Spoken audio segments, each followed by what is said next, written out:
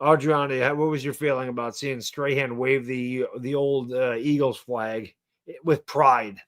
Oh, so I didn't watch it either. I saw the clips of it afterwards and I was like, you have to be joking.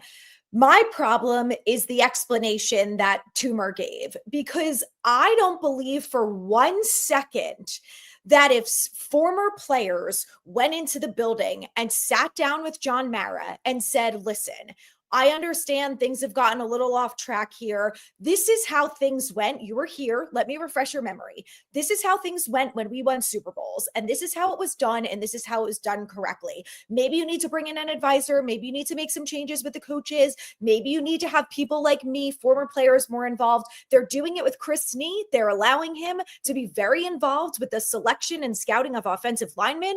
They are letting Eli Manning do it with the quarterback position. So why on earth would you not let Michael Strahan do it, who's been in the building? I've seen him at training camp.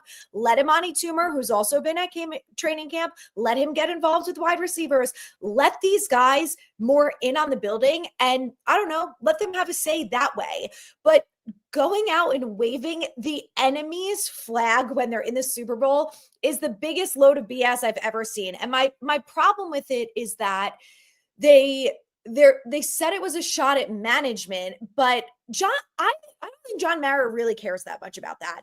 I think he's not sleeping at night because Saquon just won a Super Bowl with the Eagles. I don't think he really cares that Michael Strahan, is waving the flag. Like, I don't know, maybe I'm wrong on that, but I was more pissed off that I was like, you're literally just enraging the fans. Like, we're the people who all support you, and you're making us pissed off, not the front office. Like, I don't think the front office is going to go change their plans or whatever because Michael Strahan did that. Yeah. And I think it's one thing if Strahan has said like he thought that people should have been fired, then I applaud him for speaking out. But I haven't seen a lot of former players, Brandon Jacobs, Imani Toomer, who's all over Twitter. Carl Banks is very vocal on there, but there are some players who are very openly say that changes need to be made and this needs to be done and blah, blah, blah. And then there are players who don't do that. And for someone like Imani Toomer, who, again, maybe I missed this, has never been vocal about anything like that, you think waving a flag is going to do it? Like, I would rather you be all over Twitter this whole offseason and be like, this is what the Giants should have done to win. I sat down and had a conversation with John Mara about it, and he didn't listen to me for XYZ. Like, that's what they should be doing. I think waving a flag is trash. Eagles fans are going to be using that 20 years from now. They're going to be showing that clip 20 years from now on social media, taunting the New York Giants. That was your guy. He waving an Eagles. Like, I agree. It's embarrassing for the fan base. And you may not realize it right now. 10 years from now, when people are constantly showing that clip, it's embarrassing for the fan base. The one thing I'll say, does it make a difference that he was a player for the Giants? Doesn't mean he's a Giants fan, does it? I don't think that it's a good look by any stretch of the imagination. You don't want one of your legendary players waving your most hated rival's flag, like I said, with pride and openly rooting.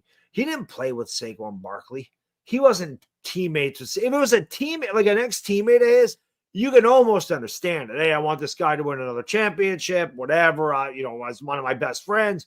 He don't know Barkley. I mean, probably knows him, but he didn't play with Barkley. There's no connection there. The one thing I'll say, again, it's just a bad look. Can you imagine Brandon Jacobs waving a Cowboys flag? No.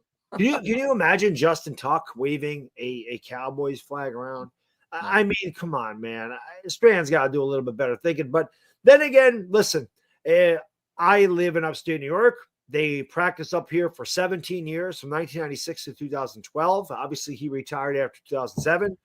I'm not going to sit here and say I ran into Strahan a bunch of times, but I can tell you this as a guy that did see him on a number of occasions. He was a total asshole. He was a big-time prick. He is a guy that has always been about himself. So this doesn't surprise me one bit. It seems to fit the personality that I remember when he practiced here. He was very rude to the fans. He was just a miserable bastard when he was up here. He didn't like training camp. He hated training camp. He hated training camp. Yeah. But no, we're not the ones making you do two-a-days. We're not the ones out there busting your ass. We're out there cheering you on. So, it is what it is. But that's, to me, Strahan's always kind of been about himself. That's just from what it's not like I know the guy, but from what I saw all those years up here when he was here, he kind of acted like that. So